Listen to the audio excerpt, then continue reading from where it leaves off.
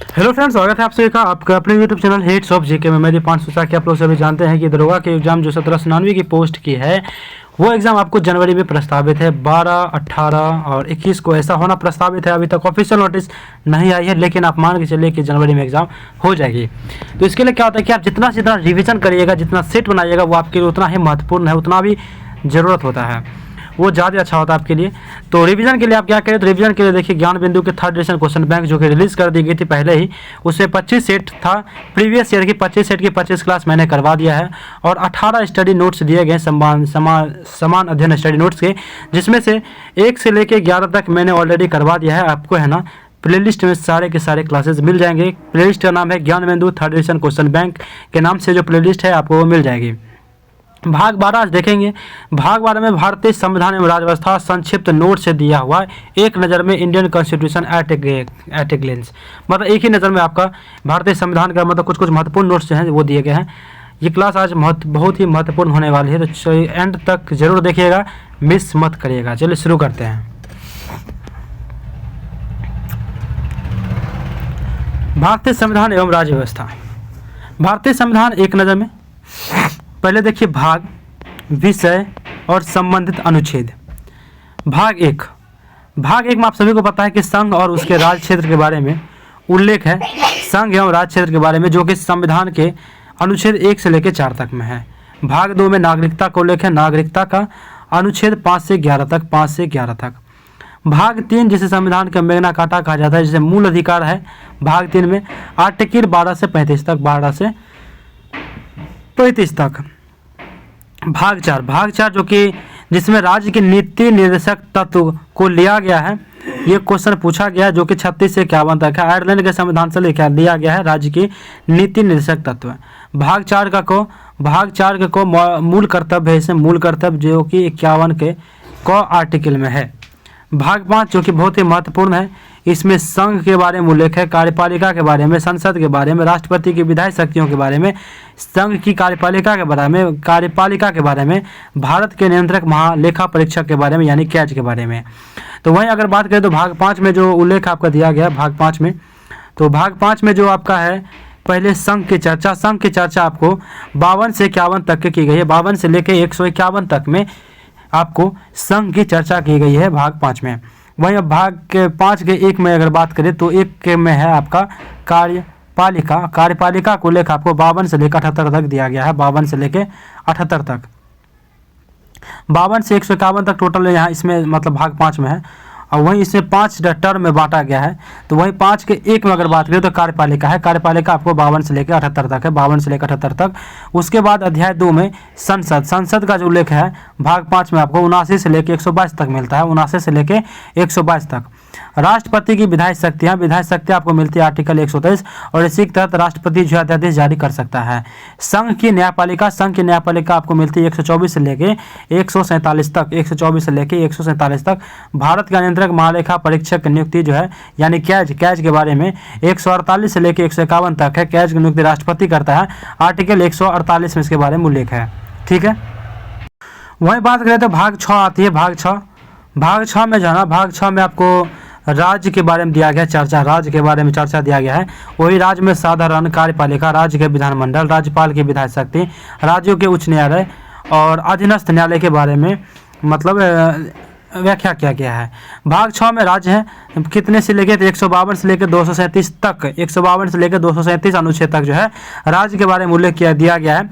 वहीं साधारण जो है राज्य साधारण यानी कि साधारण का 152 में है। कार्यपालिका, राज्य की कार्यपालिका को लेकर 153 से लेकर 167 तक दिया गया, 153 से लेकर 167 तक। राज्य का विधानमंडल 168 से लेकर 212 तक, 168 से लेकर 212 तक उल्लेख किया गया है। वहीं राज्यपाल की विधायी शक्ति के बारे में 213 उल्लेख किया गया, 213 उल्लेख दिया गया है। राज्यों के उच्च न्यायालय का जो उल्लेख है 214 से लेकर 232 तक दिया गया है, 214 से लेकर 232 तक। अधीनस्थ न्यायालय दिया गया आपको 233 से लेकर 237 तक। अधीनस्थ न्यायालय का उल्लेख जो है आपको भाग 6 में दिया गया है 233 से लेकर 237 तक है। राज्य के कार्यपालिका को उल्लेख दिया गया भाग 6 में ही दिया गया है आपको 153 से लेकर 167 तक। राज्य के साधारणता के बारे में दिया गया 152 में। अब आते हैं भाग 7। भाग 7 पहली अनुसूची के भाग ख के राज्य 7वें संविधान संशोधन द्वारा ये निरस्त कर दिया गया है भाग 7 को। इसमें आर्टिकल 238 था जो कि निरस्त हो गया है। भाग 8 संघ राज्य क्षेत्र के बारे में दिया गया। संघ राज्य क्षेत्र के बारे में चर्चा की गई है इसमें, जिसमें 239 से लेकर 242 तक अनुच्छेद आते हैं। भाग 7 संघ राज्य क्षेत्र के बारे में उल्लेख दिया गया है। 239 से लेकर 242 तक इसके बारे में दिया गया है।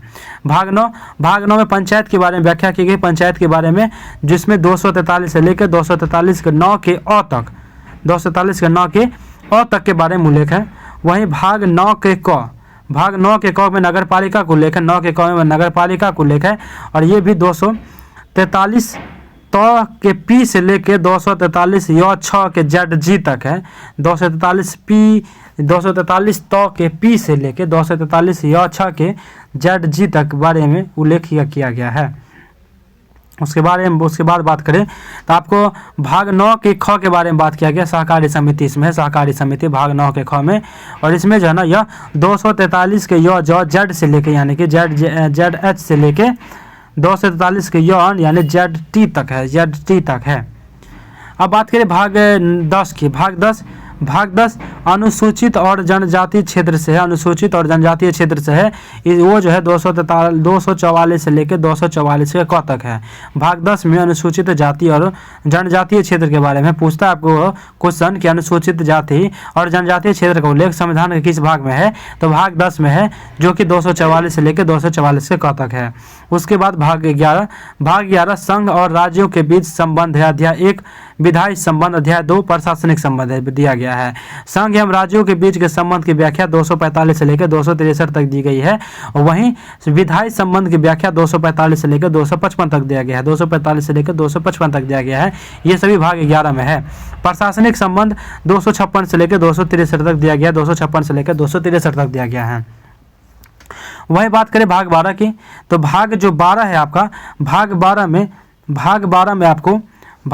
में जो है क्या कहा गया है, तो भाग 12 में वित्तीय संपत्ति संविदाएं और वाद, वित्तीय संपत्ति संविदाएं और वाद का उल्लेख है, जो कि 264 से लेकर 300 के क तक है। 264 से लेकर 300 के क तक का दिया गया है।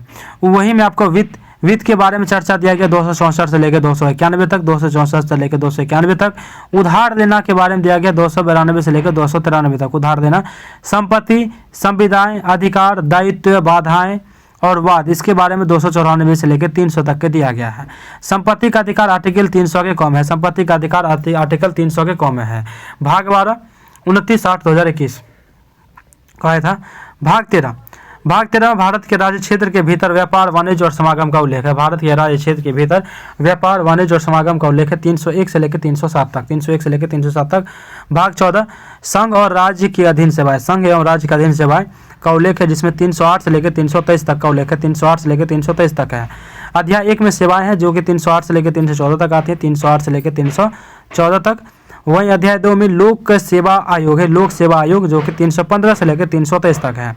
भाग 14 में आपको जो है ना संघ और राज्यों के अधीन सेवा, ये इंपॉर्टेंट पॉइंट है, ये याद रखने का जरूरी है आपको। ये सभी भाग 14 में आते हैं, जो कि 308 से लेकर 323 तक हैं। वहीं लोक सेवा आयोग का कहाँ से कहाँ तक है, 315 से लेकर 323 तक, और सेवाएं जो है आपको 308 से लेकर 314 तक हैं। आगे बात करें आपको भाग 14 के क के बारे में, तो भाग 14 का क में अधिकरण के बारे में दिया गया है। अधिकरण के बारे में भाग 14 के क में, अधिकरण 323 के क एवं 323 के ख में है। 323 के क एवं 323 के ख में है। भाग 15 में निर्वाचन का है, निर्वाचन का संबंध है। भाग 15 में निर्वाचन, जो कि 324 से लेकर 329 के क तक है। 324 से लेकर 329 के क तक है निर्वाचन। भाग 16 में कुछ वर्ग से संबंधित विशेष प्रावधान है। भाग 16 में कुछ वर्गों से संबंधित विशेष प्रावधान के बारे में दिया गया 330 से लेकर 342 तक। 330 से लेकर 342 तक इसमें दिया गया है। आगे बात करते हैं भाग 17 की, तो भाग 17 में आपको राजभाषा के बारे में दिया गया है जानकारी। राजभाषा के बारे में उल्लेख किया गया भाग 17 में। राजभाषा के बारे में उल्लेख है। राजभाषा का आर्टिकल 17 में आर्टिकल 343 से लेकर 351 तक, और भाग 17 में हो जाएगा।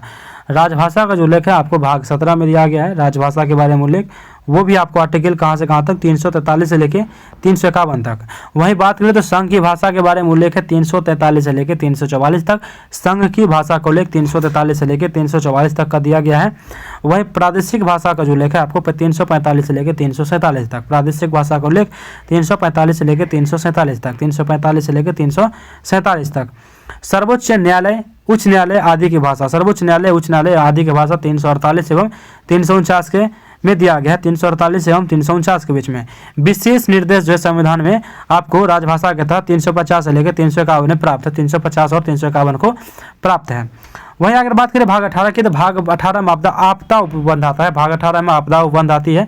आपदा उपबंध 352 से लेकर 360 तक, इसी में आपको राष्ट्रीय आपातकाल, वित्तीय आपातकाल के बारे में दर्शाया गया, तीनों तरह के आपातकाल के बारे में। भाग 18 में आपात उपबंध है। भाग 19 में प्रकीर्णन के बारे में बताया गया। प्रकीर्णन 361 से लेकर 367 तक दिया गया, 361 से लेकर 367 तक भाग 19 में प्रकीर्णन के बारे में बताया गया है। भाग 20 संविधान का संशोधन, इसमें संविधान का संशोधन वही 368 संविधान का संशोधन होता है 368 में। भाग 21 में अस्थायी संक्रमणकालीन और विशेष उपबंध, अस्थायी संक्रमणकालीन और विशेष उपबंध दिया गया 369 से लेकर 392 के बीच में, 369 से लेकर 392 के बीच में। भाग 22 संक्षिप्त नाम प्रारंभ हिंदी में प्राधिकृत पाठ और निरसन, संक्षिप्त नाम प्रारंभ हिंदी में प्राधिकृत पाठ और निरसन के बारे में 393 से लेकर 395 तक दिया गया। भाग 22 में भारतीय संविधान के महत्वपूर्ण अनुच्छेद आप पढ़ लेते हैं। Important article of Indian constitution, ठीक है। अगर आपको स्क्रीनशॉट लेना है तो मैं एक बार जूम इन कर देता हूं ताकि आप ले सकते हैं। देखिए यहाँ से पहले इसका ले लीजिए, या तो मैं पूरे एक तरह से देखिए भारतीय संविधान और राज्य व्यवस्था, स्क्रीनशॉट आप ले सकते हैं, आपको एक ही पेज में आ जाएगा सारे। अब आते हैं भारतीय संविधान के महत्वपूर्ण अनुच्छेद, important article of Indian constitution. जैसे कि आपको अनुच्छेद 1 में संघ के नाम और राज्य क्षेत्र के बारे में दिया गया, संघ के नाम और राज्य क्षेत्र के बारे में दिया गया है, ठीक है। वही बात करें अनुच्छेद 3 में, तो न्याय राज्य का निर्माण और वर्तमान राज्यों के क्षेत्र सीमाएं नामों में परिवर्तन के बारे में दिया गया है। 13 में, अनुच्छेद 13 में मूल अधिकारों से असंगत या उनका अल्पीकरण करने वाले विधियों के बारे में उल्लेख किया गया है। अनुच्छेद 14 में विधि के समक्ष समता कर दिया गया। अनुच्छेद 14 में फिर दिया गया विधि के समक्ष समता। अनुच्छेद 15 में धर्म, नस्ल, जाति, लिंग, जन्म स्थान के आधार पर भेदभाव करना निषेध है।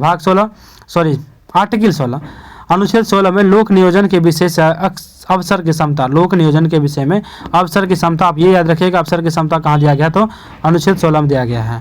17 में अस्पृश्यता दिया गया, अस्पृश्यता 17 में दिया गया। 17 में 19 जो है आर्टिकल 19 में वाक स्वातंत्र आदि विषय कुछ अधिकारों का संरक्षक, वाक स्वतंत्र आदि विषय कुछ अधिकारों का संरक्षण जो है 19 में दिया गया है। 21 में प्राण एवं दैहिक स्वतंत्रता का संरक्षण, प्राण एवं दैहिक स्वतंत्रता का संरक्षण आर्टिकल 21 या अनुच्छेद 21 बोलिए।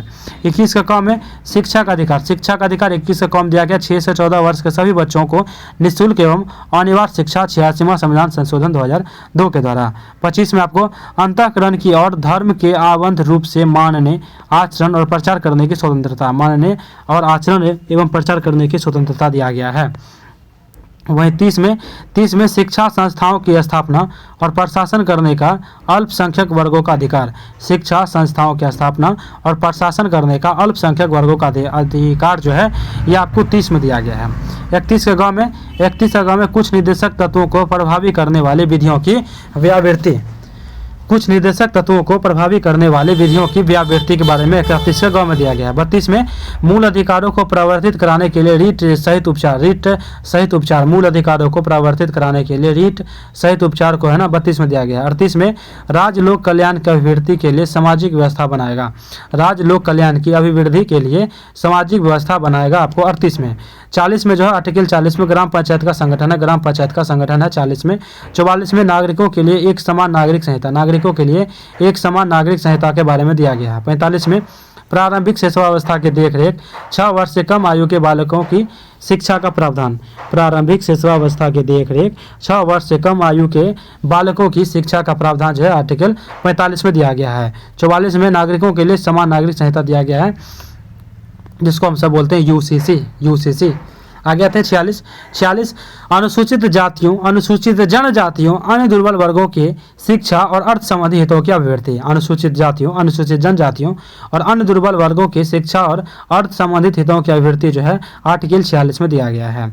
45 में प्रारंभिक शिक्षा व्यवस्था की देखरेख के लिए 6 वर्ष से कम आयु के लिए बच्चों के शिक्षा का प्रावधान यानी 0 से 6 हो जाएगा। 50 कार्यपालिका के न्यायपालिका से पृथककरण, आप ऐसे याद कर सकते हैं कि 50-50 कर दिया, यानी कार्यपालिका से न्यायपालिका का पृथककरण हो गया।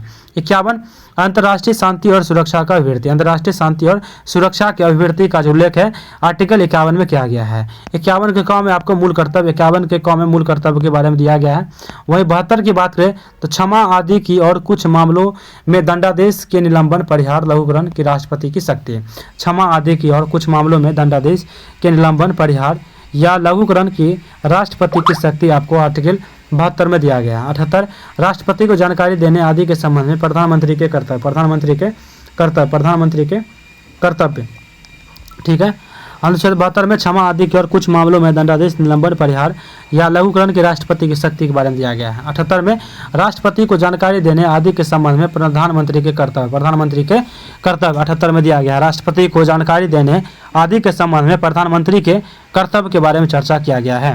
वहीं 82 की बात करें तो प्रत्येक जनगणना के पश्चात पुनः समायोजन परिसीमन आयोग का गठन, परिसीमन आयोग गठन जो है आर्टिकल 82 में किया गया। आर्टिकल 82 में परिसीमन आयोग का गठन किया गया है। आर्टिकल 110 धन विधेयक को परिभाषा कर दी है। धन विधेयक की परिभाषा के बारे में उल्लेख जो है आर्टिकल 110 में किया गया है। आर्टिकल 110 में 112 में जो है ना वार्षिक वित्तीय विवरण के बारे में उल्लेख किया गया आपको 112 में। वहीं 123 की अगर बात करें, 123 में संसद के विश्रांति काल में अध्यादेश प्रख्यापित करने की राष्ट्रपति की शक्ति, संसद के विश्रांति काल में अध्यादेश प्रख्यापित करने की राष्ट्रपति की शक्ति जो है आपको आर्टिकल 123 में दिया गया है। 143 उच्चतम न्यायालय से परामर्श करने की राष्ट्रपति की शक्ति है। मतलब कहता है क्या है कि जब जरूरत पड़ेगी तो राष्ट्रपति जो है ना उच्चतम न्यायालय के महाधिवक्ता से जो है ना वो सलाह मशवरा कर सकते हैं, यानी कि 143 में दिया गया है। 155 में राज्यपाल की नियुक्ति होगा, राज्यपाल की नियुक्ति का उल्लेख है 155 में राज्यपाल की नियुक्ति का उल्लेख है 155 में। 161 में क्षमा आदि की और कुछ मामलों में दंडादेश के निलंबन, परिहार या लघुकरण की राज्यपाल की शक्ति के बारे में दिया गया है। राज्यपाल की शक्ति क्षमा आदि की और कुछ मामलों में दंडादेश के निलंबन, परिहार या लघुकरण की व्याख्या जो है आर्टिकल 161 में किया गया है। वही 163 की बात करें तो राज्यपाल को सहायता और सलाह देने के लिए मंत्रिपरिषद, राज्यपाल को सहायता और सलाह देने के लिए मंत्रिपरिषद को लेकर आर्टिकल 163 में दिया गया है। 167 में आपको राज्यपाल को जानकारी देने आदि के संबंध में मुख्यमंत्री के कर्तव्य, राज्यपाल को जानकारी देने आदि के संबंध में मुख्यमंत्री के कर्तव्य का उल्लेख आर्टिकल 167 में दिया गया है। 169 राज्यों में विधान परिषद का उत्साधन या सृजन, राज्यों में विधान परिषद का उत्साधन या सृजन के बारे में उल्लेख जो है 169 में दिया गया 169 में। वहीं 200 की अगर बात करें तो विधेयकों पर अनुमति राज्य विधानमंडल संबंधित, विधेयकों पर अनुमति राज्य विधानमंडल संबंधी ये उल्लेख जो है आपको, ये उल्लेख जो है विधेयकों पर अनुमति राज्य विधानमंडल संबंधी, यानी कि राज्य विधानमंडल संबंधी जो है विधेयकों पर जो अनुमति देना अनिवार्य है यह आर्टिकल 200 में दिया गया है। आगे आपको और भी कुछ महत्वपूर्ण दिया गया है, जैसे कि आपको 213 है विधानमंडल के विश्रांति काल में अध्यादेश प्रख्यापित करने का राज्यपाल की शक्ति। अगर देखिए अंतर देखिए, जैसे कि आपको 123 है, 123 के तहत राष्ट्रपति अध्यादेश जारी कर सकता है और 213 के तहत जो है राज्यपाल अध्यादेश जारी कर सकता है या राज्यपाल की शक्ति के बारे में उल्लेख है। 226 कुछ रीट निकालने को उच्च न्यायालय की शक्ति, यानी कि उच्च न्यायालय इसके तहत रीट जारी कर सकती है और रीट जो है ना आपको 5 प्रकार की होती है और आर्टिकल आपको 32 में यह उल्लेख किया गया है।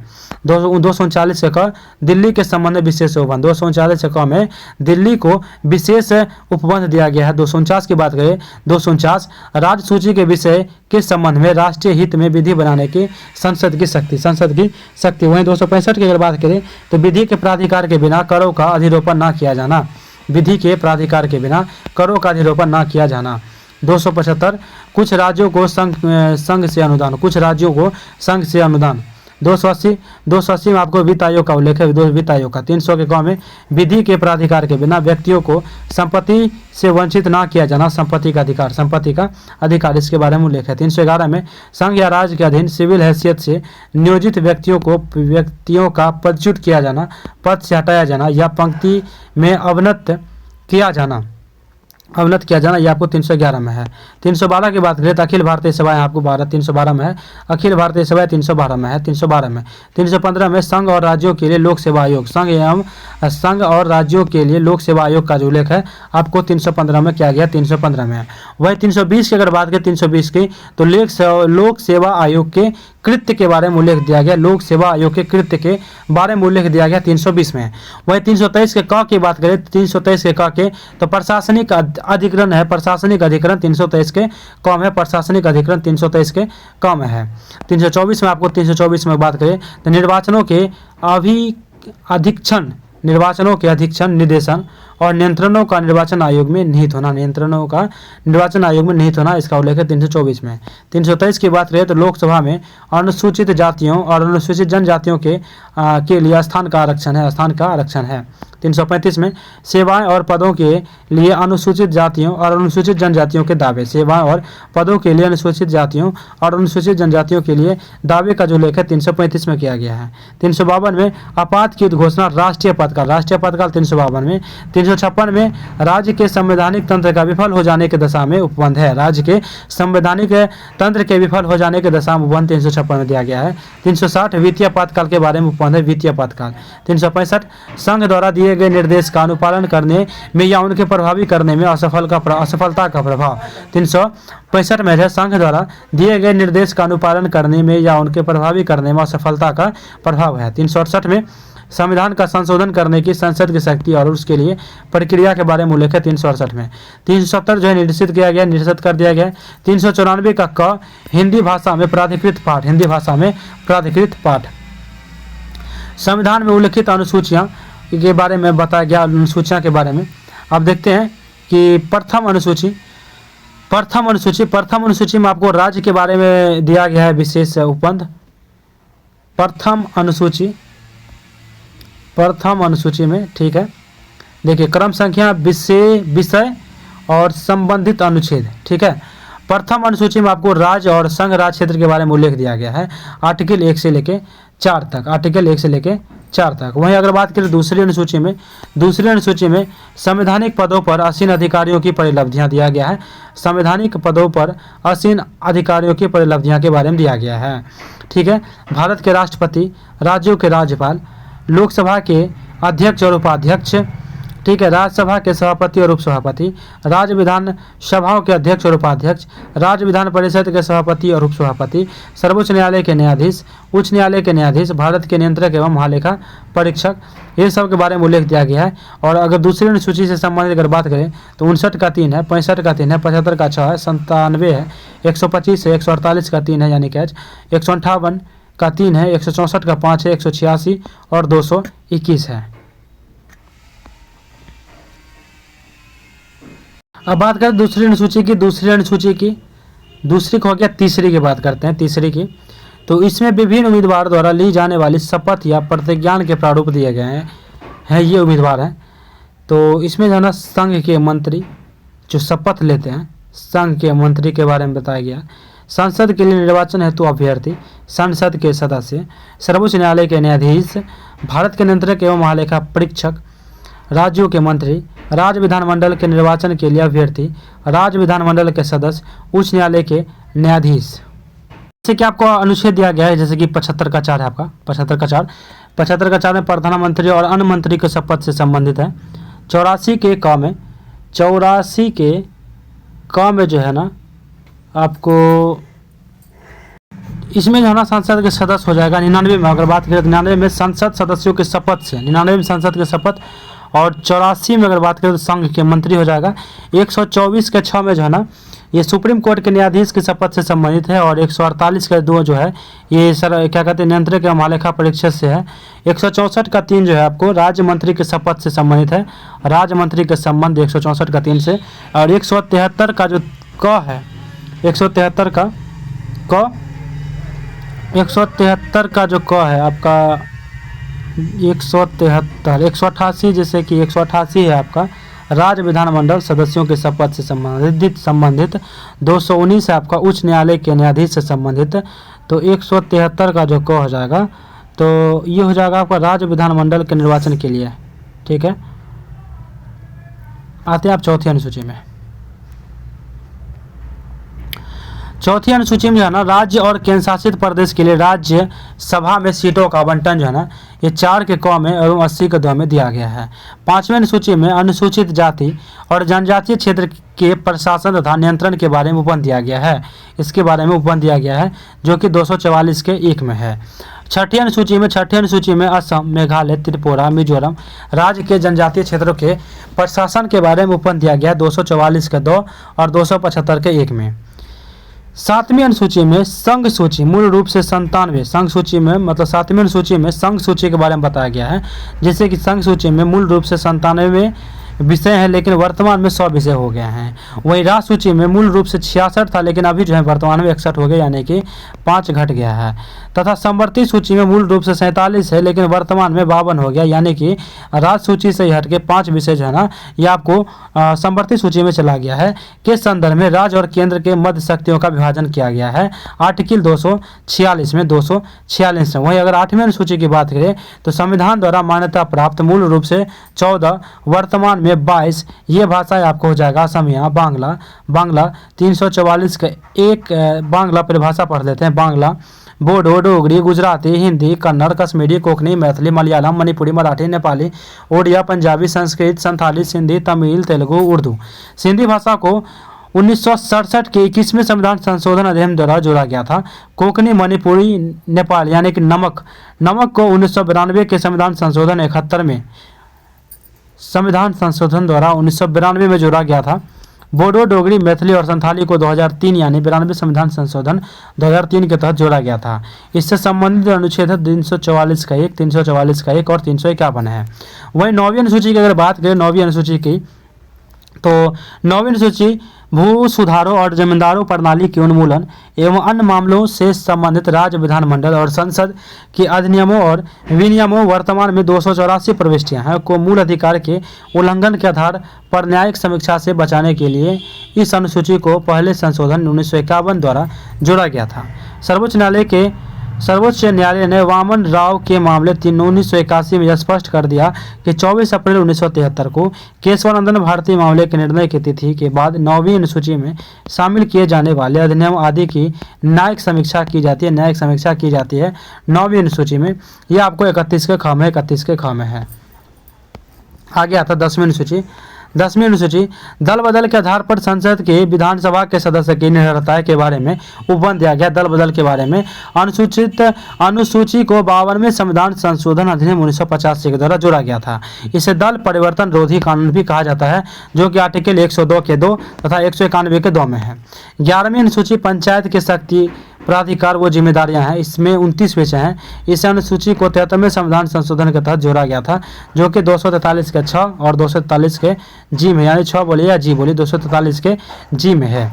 अनुसूची 11वीं अनुसूची तो हो गया। 11वीं अनुसूची के बारे में दिया गया कि पंचायत शक्ति प्राधिकार वो जिम्मेदारियां जिसमें 29 विषय हैं। इस अनुसूची को 73वें संविधान संशोधन अधिनियम 1992 के द्वारा जोड़ा गया था। अब आते हैं 12वीं अनुसूची पे। 12वीं अनुसूची जो है नगर पालिका की शक्ति प्राधिकार वो जिम्मेदारियां इसमें टोटल 18 विषय हैं 12वीं में। इस अनुसूची को 74वें संविधान संशोधन अधिनियम 1992 के द्वारा जोड़ा गया था 1992 के द्वारा और इसमें 243 के ब यानी कि ये तो 243 के डब्ल्यू में इसका उल्लेख दिया गया है। वरीयता क्रम यानी द ऑर्डर ऑफ प्रेसिडेंस इसके बारे में चर्चा किया गया है, जैसे कि वरीयता अनुक्रम का संबंध केंद्र एवं राज्य सरकार में विभिन्न पदाधिकारी की रैंक एवं ऑर्डर से है। इसमें अब तक कई बार संशोधन किए गए हैं। 26 जुलाई 1979 को जारी अधिसूचना वरीयता क्रम से संबंधित है। याद रखिएगा 26 जुलाई 1979 को एक जारी अधिसूचना के तहत जो है वरीयता क्रम के बारे में दिया गया था। नवीनतम संशोधन के अनुसार वरीयता क्रम तालिका इस प्रकार है, यानी कि वरीयता क्रम जो है यानी कि सबसे पहले यानी भारत में जो सबसे प्रथम है जो है पहले कौन आएंगे तो प्रथम आते हैं आपको राष्ट्रपति, दूसरा पे आता है आपका उपराष्ट्रपति, तीसरा पे प्रधानमंत्री, चौथा पे राज्यों के राज्यपाल जो आते हैं अपने राज्य में वो आएंगे तथा 5वां भूतपूर्व राष्ट्रपति और 5 के क में फिर आएंगे उप प्रधानमंत्री। ठीक है। 6 में आएंगे भारत के मुख्य न्यायाधीश तथा लोकसभा अध्यक्ष। ये दो आएंगे छठा नंबर पे। और 7वें नंबर पे जो है केंद्रीय मंत्रिमंडल के मंत्री, केंद्रीय मंत्रिमंडल के मंत्री, राज्यों के मुख्यमंत्री अपने अपने राज्यों में, राज्यों के मुख्यमंत्री अपने अपने राज्यों के, ये सब साथ में आते हैं। फिर उपाध्यक्ष नीति आयोग के आएंगे, उपाध्यक्ष आएंगे, भूतपूर्व प्रधानमंत्री आएंगे, भूतपूर्व प्रधानमंत्री जो कि रिटायर हुए, मतलब अपने कार्यकाल से हट चुके हैं, भूतपूर्व प्रधानमंत्री। भूतपूर्व प्रधानमंत्री अभी मतलब हमारे कौन थे, तो डॉक्टर मनमोहन सिंह थे, जिनकी मृत्यु आपकी हो गई है। राज्यसभा और लोकसभा में विपक्ष के नेता, ये सभी आएंगे आपको, राज्यसभा और लोकसभा में विपक्ष के नेता, ये सब 7वें नंबर पे आएंगे। अभी विपक्ष नेता कौन है लोकसभा में, तो श्रीमान राहुल गांधी जी हैं। फिर 7 के क में भारत रत्न से सम्मानित व्यक्ति, 7 के क में जो है भारत रत्न से सम्मानित व्यक्ति आएंगे, ठीक है। भारत स्थित विदेशों के असाधारण तथा पूर्णाधिकारी राजदूत तथा राष्ट्रमंडल देशों के उच्चायुक्त, राज्य के मुख्यमंत्री अपने अपने राज्य के बाहर, राज्यों के राज्यपाल अपने अपने राज्य के बाहर, ये सभी 8 नंबर पे आएंगे, ये सब 8 नंबर पे आएंगे। 9 नंबर पे कौन कौन आएंगे, तो उच्चतम न्यायालय के न्यायाधीश, उच्चतम न्यायालय के न्यायाधीश। 9 के क में बात करें तो संघ लोक सेवा आयोग के अध्यक्ष, संघ लोक सेवा आयोग के अध्यक्ष, मुख्य निर्वाचन आयुक्त, मुख्य निर्वाचन आयुक्त, भारत के नियंत्रक एवं महालेखा परीक्षक यानी कि क्याज, ये सभी आपको आएंगे 9 के क में आएंगे। अब आगे बात करते हैं 10 नंबर पे, तो राज्यसभा के उपसभापति, राज्यसभा के उपसभापति, राज्यों के उप मुख्यमंत्री, लोकसभा के उपाध्यक्ष, नीति आयोग के सदस्य, केंद्र के राज्य मंत्री तथा रक्षा मंत्रालय के रक्षा संबंधित मामलों के लिए कोई अन्य मंत्री, ये सभी आपको आएंगे कितने नंबर पे, 10वें नंबर पे आएंगे। वहीं 11 की बात करें तो भारत के महान्यवादी उपराज्यपाल अपने अपने केंद्र शासित प्रदेश में, अपने अपने केंद्र शासित प्रदेश के उपराज्यपाल, कैबिनेट सचिव, ये सभी आपको 11 नंबर पे आएंगे। वही अगर 12 नंबर की बात करें तो जनरल अथवा उसके समान रैंक वाले सेनाध्यक्ष, 12वें नंबर पे आएंगे आपको जनरल अथवा उसके समान रैंक वाले सेनाध्यक्ष आएंगे आपको 12 नंबर पे। 13 नंबर पे आएंगे भारत स्थित विदेशों के असाधारण दूत तथा पूर्णाधिकारी मंत्री, भारत स्थित विदेशों के असाधारण दूत तथा पूर्णाधिकारी मंत्री, ये सभी आएंगे आपको 13 नंबर पे। वहीं 14 नंबर पे बात करें तो राज्यों के विधानमंडल के सभापति अध्यक्ष अपने अपने राज्यों में, राज्यों के विधानमंडल के सभापति और अध्यक्ष अपने अपने राज्यों में, उच्च न्यायालय के मुख्य न्यायाधीश अपने अपने क्षेत्राधिकारों में, उच्च न्यायालय के मुख्य न्यायाधीश अपने अपने क्षेत्राधिकारों में।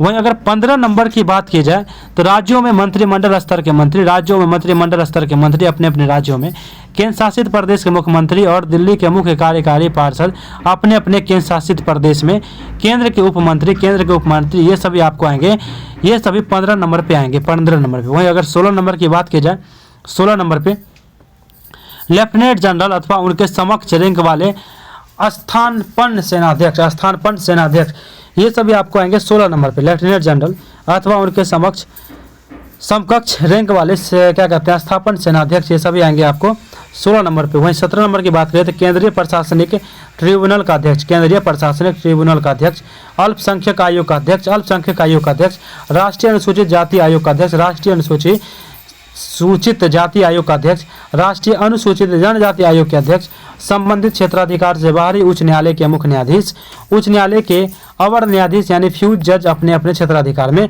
ये सभी आपको आएंगे 17 नंबर पे। वहीं अगर 18 नंबर की बात की जाए तो राज्यों के मंत्रिमंडल के मंत्री अपने अपने राज्यों से बाहर, राज्य के विधानमंडल के सभापति और अध्यक्ष अपने अपने राज्यों से बाहर, एकाधिकार और प्रतिबंधित व्यापार आयोग के अध्यक्ष, राज्य विधानमंडल के उपसभापति तथा उपाध्यक्ष अपने अपने राज्यों में, राज्यों के राज्य मंत्री अपने अपने राज्यों में, राज्यों के राज्य मंत्री अपने अपने राज्यों में, केंद्र शासित प्रदेश के मंत्री और कार्यकारी सभासद दिल्ली सहित अपने संबंधित केंद्र शासित क्षेत्रों में, ये सभी आपको 18 नंबर पे आएंगे।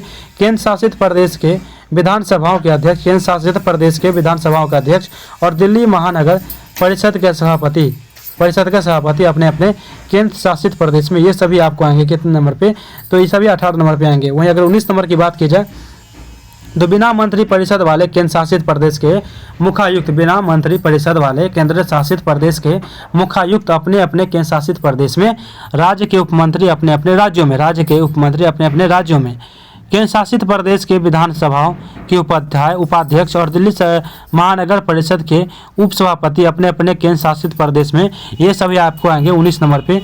वहीं अगर 20 नंबर की बात की जाए तो 20वें नंबर पे जो सभी आएंगे तो राज्यों के विधानमंडलों के उपसभापति तथा उपाध्यक्ष अपने अपने राज्यों से बाहर की बात किया जा रहा है, राज्यों के राज्य मंत्री अपने अपने राज्य से बाहर, उच्च न्यायालय के अवर न्यायाधीश फ्यूने जज यानी कि अपने अपने क्षेत्राधिकार से बाहर, ये सभी आएंगे 20 नंबर पे। वही अगर 21 नंबर की बात की जाए तो संसद सदस्य आएंगे आपके 21 नंबर पे। 21 नंबर है, ये पूछ सकता है क्वेश्चन। मैं देखा था एक बार आपको किरण जो खत्म हुआ उसमें क्वेश्चन था कि संसद सदस्य जो है कितने नंबर पे आते हैं वरीयता क्रम में, तो आपको याद रखना है 21 नंबर पे आते हैं। 22 पे राज्यों के उप मंत्री अपने अपने राज्यों से बाहर, 23 पे आते हैं आर्मी कमांडर, उप थल सेनाध्यक्ष अथवा अन्य सेवाओं में उसके समकक्ष पद वाले अधिकारी, समकक्ष पद वाले अधिकारी, ये सब 23 पे आते हैं। राज्य सरकार के मुख्य सचिव अपने अपने राज्यों में, 23 नंबर पे आते हैं। भाषाई अल्पसंख्यक आयुक्त जो है ये भी आपको 23 नंबर पे आते हैं।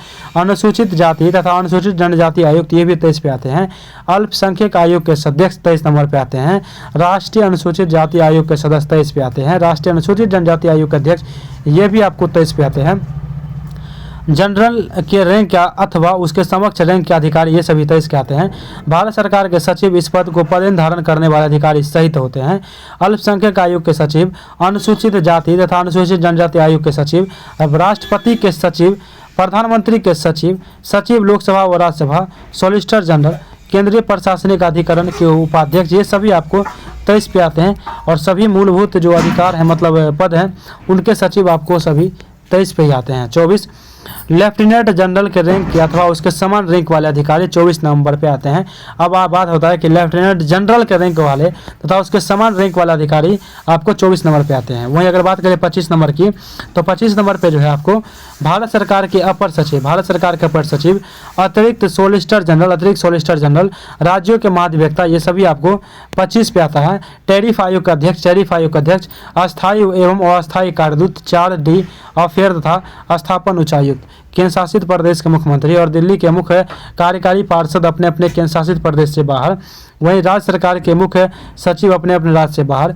उप नियंत्रक एवं महालेखा परीक्षक, केंद्र शासित प्रदेश की विधानसभाओं के उपाध्यक्ष और दिल्ली महानगर परिषद के उप सभापति अपने अपने केंद्र शासित प्रदेश से बाहर।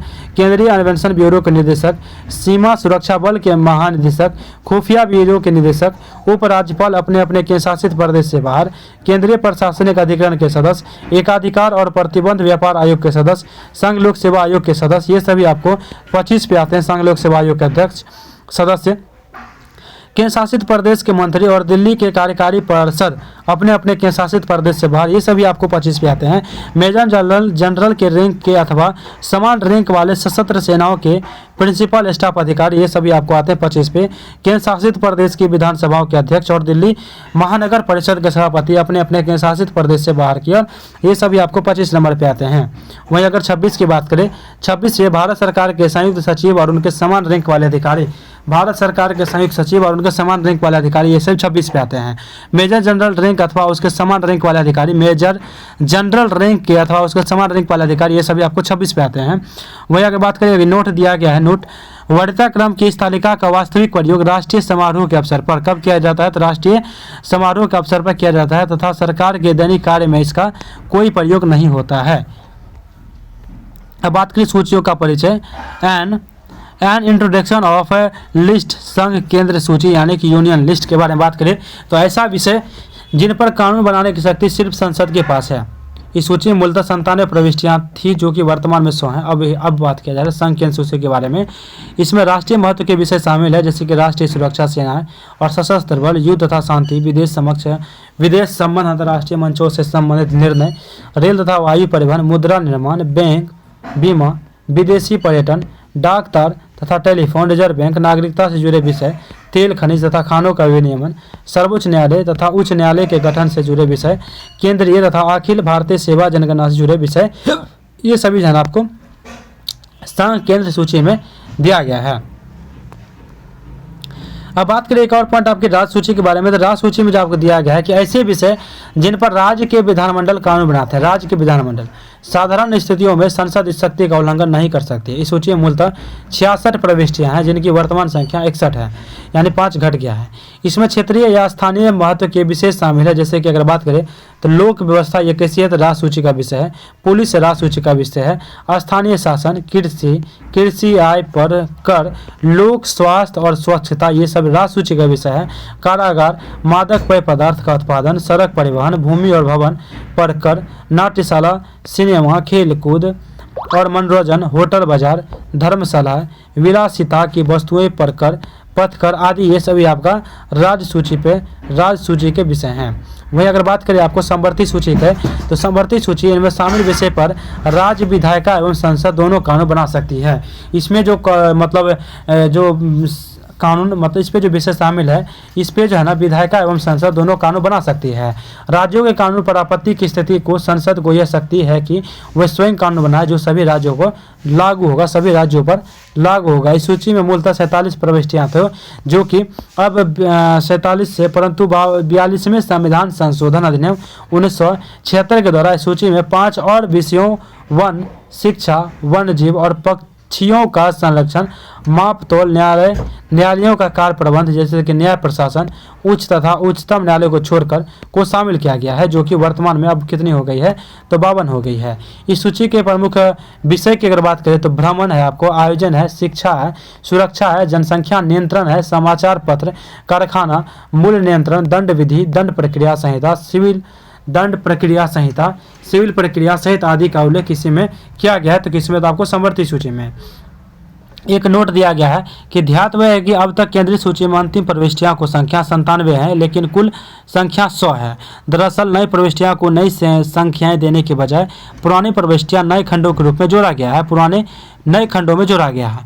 इसमें प्रविष्ट संख्या 2 के क, 92 का क, 92 का ख को जोड़ा गया है और प्रविष्ट 33 को हटाया गया है। इस प्रकार राज्य सूची में अब भी अंतिम प्रविष्टि कितनी है, तो 66 है, किंतु प्रविष्टि संख्या 11, 19, 20, 29 और 36 को हटाया गया है। संवर्ती सूची में अंतिम प्रविष्ट संख्या कितनी है, तो 47 है संवर्ती सूची में, लेकिन इसमें कुल संख्या 52 है। 52 प्रविष्ट 11 के क, 17 के क, 17 के ख, 20 के क और 33 के क को जोड़ा गया है। ठीक है। अभी जो आप देख रहे थे ये आपका अभी जो मतलब क्लास में करवा रहा था, ये आपका राज व्यवस्था यानी पॉलिटी का नोट्स था। और इसके बाद जो है ना ज्योग्राफी की लगभग है ना 1 पेज देख लेते हैं एक बार। 1, 2, 3 और 4, लगभग 4 पेज की है। तो और इसके बाद जो है ना एक छोटी सी क्लास है, यानी 13 नंबर जो है ना मतलब 13 नंबर स्टडी नोट्स, ये एकदम छोटी है, उसके साथ इसको मर्ज करके कर देंगे। ये आपका सेपरेट आपका पॉलिटी का मतलब शॉर्ट नोट्स हो गया। तो अब नेक्स्ट क्लास में ज्योग्राफी का कर देंगे, यानी 12 नंबर का जो बचा हुआ है। तो मिलते हैं नेक्स्ट क्लास में। धन्यवाद। जय हिंद।